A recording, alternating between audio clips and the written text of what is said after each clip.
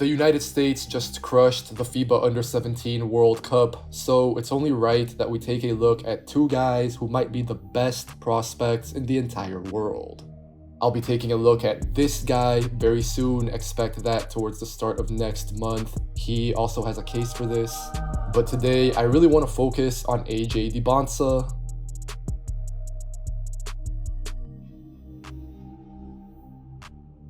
And on Cameron BOOZER.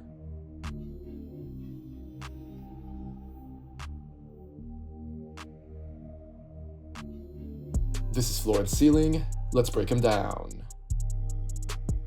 I'll start with AJ, who I have just above Cam BOOZER in my 2025 high school rankings. Of course, as of right now, this would mean that both BOOZER and Dybantsa are eligible for the 2026 NBA draft. At the pro level, Dybantsa profiles as a future first option wing. At around 6'8", 6'9", Dybantsa is a hyper-athletic yet polished scorer with real 3-level potential. The USA wing swallows up space with his length, both in his footwork with rangy strides, and also in his ability to surpass defenders with float-overs and high gathers. Dybantsa can dislodge defenders on his drives with slight shoulder bumps and then rise into massive dunks both in the half court and in transition. We saw as much in this tournament when AJ averaged 14, 4, and 4. A large percentage of his buckets came when Dybantsa got downhill, be it in transition, off a drive, off a cut, or attacking off the catch. Whichever way it was, defenses couldn't stop the USA prospect. It really felt like Dybantsa could basically score whenever he wanted to. AJ has an explosive first step with a relatively tight handle, and his body just continues to improve. Like I said, this was on the ball as a slasher, but it also came off the ball as a cutter or filling lanes in transition.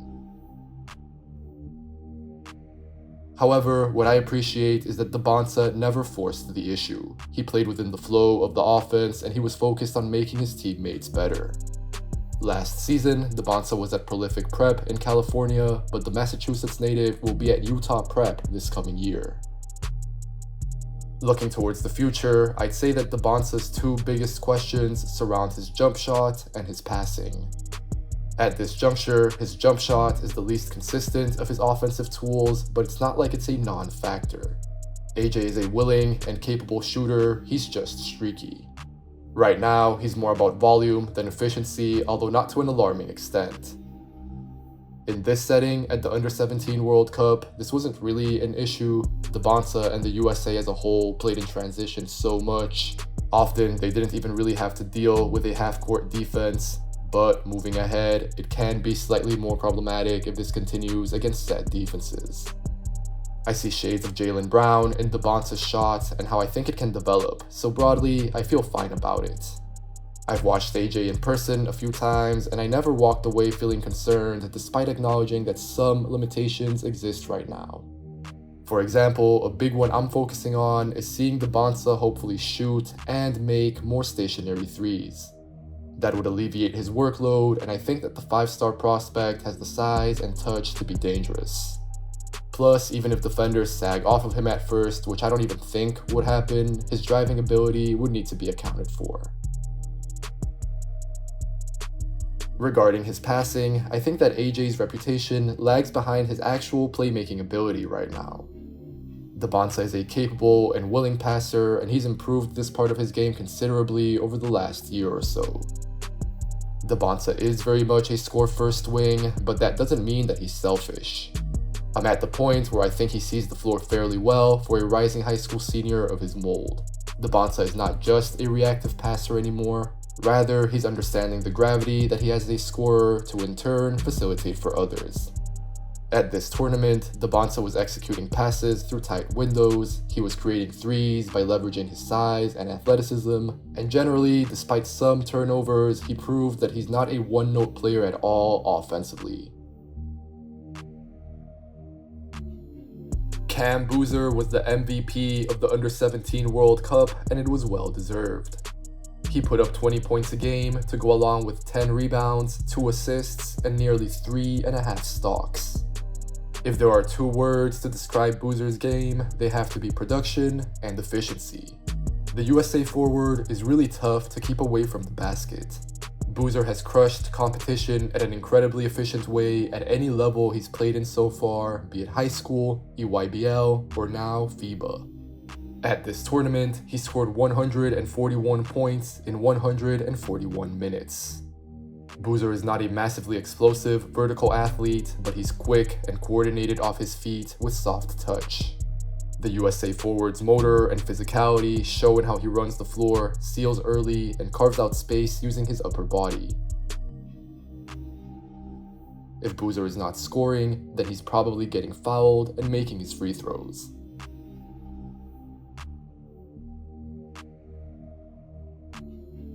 The Christopher Columbus prospect is also a presence on the glass as he ripped down 10 rebounds per game at this tournament. It's really hard for teams, at least right now, to stop his mix of engagement, size, physicality, and consistency making multiple efforts. Plus, BOOZER is a constant tip dunk threat as well, and he was throwing these down all the time in Turkey. The USA forward also continued his flashes of more expansive scoring at this tournament. At times, this meant driving.